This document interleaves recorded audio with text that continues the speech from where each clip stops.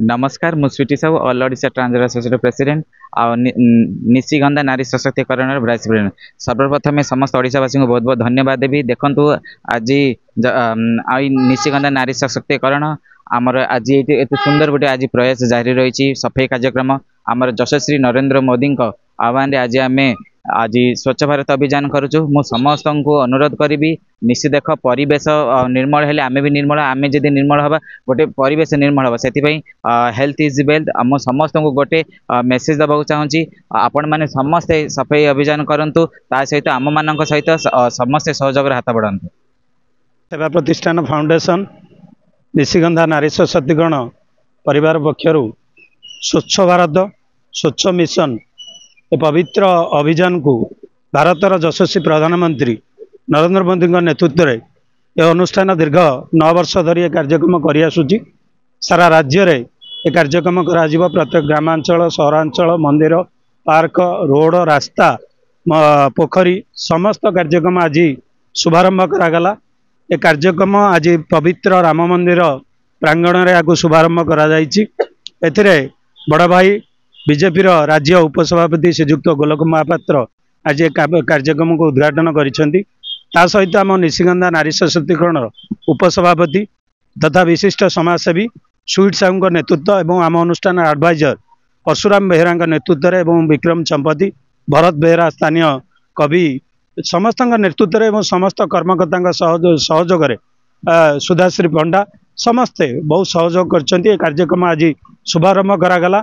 परे आमे शनि मंदिर श्यामा प्रसाद मुखर्जी पार्क लिंगराज मंदिर भुवनेश्वर जेते मंदिर मंदिर पार्क समस्त कार्यक्रम पर कंटिन्यू भाव में मासक जाक मासव्यापी चलो। श्री जगन्नाथ सेवा संघ तरफ गांधी जयंती और शास्त्री जी जयंती अवसर में सफाईर कार्यक्रम चली जगन्नाथ सेवा सदन दायित्व नहीं जे भुवनेश्वर जिते मंदिर अच्छी विभिन्न मंदिर विभिन्न महापुरुषों स्थान ये सब जगह को सफाई कर तेणु आज गांधी जयंती रे पवित्र राम मंदिर पाखु सफाई कार्यर शुभारंभ हो सफाई कार्य चलो। तेणु सफाई जोटा प्रधानमंत्री आह्वान देते जे स्वच्छ भारत अभियान ए समस्ते सामिल होगापाई ये हूँ एक प्रयास जो थे आज संगठन ये निजक सामिल करिछि।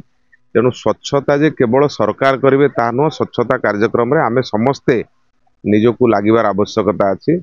तेणु आज एभली एक अभिनव कार्यक्रम एठी जगन्नाथ सेवा संघ तरफ नि धन्यवाद दूची।